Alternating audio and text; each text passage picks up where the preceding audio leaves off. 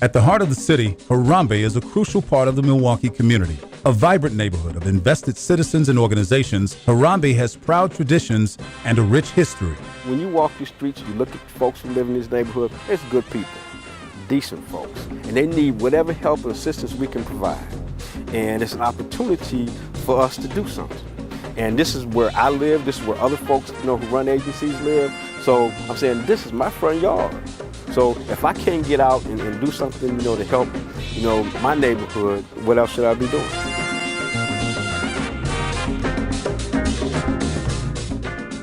I've always felt lucky to be able to work in this neighborhood because this is really the hub of the African American community. This is the embodiment of African American culture and tradition in Milwaukee. Like many Milwaukee neighborhoods, today's Harambe faces challenges. But in the face of difficulties, the neighborhood is determined to create solutions. Resident Julia Doyle shares some impressions from moving to Harambe in 2007. A lot of the people were active, but they were active only on their respective blocks.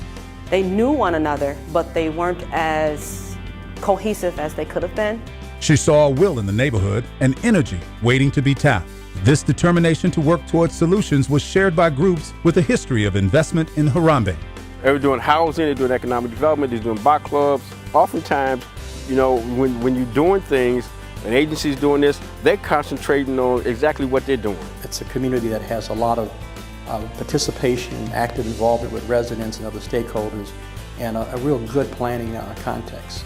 In 2007, the Harambe Great Neighborhood Initiative planning process began, an effort made possible by major investments from Thrivent Builds Neighborhoods with Habitat for Humanity and Local Initiative Support Corporation, or LISC. 15 community partners and a multitude of community volunteers in Harambe came to the table. It took a good meeting for us to go through what everybody was doing, and also for everybody to understand that what we were doing was for the good of the neighborhood. The Harambe Great Neighborhood Initiative adopted targeted focuses in economic development, affordable housing, image, health and safety, community connections, and arts and culture. It brought together stakeholders, residents, into a planning process that was very participatory. It received and respected input from stakeholders, and it all found its way into a plan. It was a plan that also was backed up with dollars. So we had objectives, we had action steps. The work was happening but needed to be coordinated. This plan looked to capitalize on the neighborhood's assets and build new opportunities. Making Rose Park more usable, having pride projects in the community to promote urban gardens, fix-up, paint-up projects for homeowners. We've gotten young folks involved in gallery night.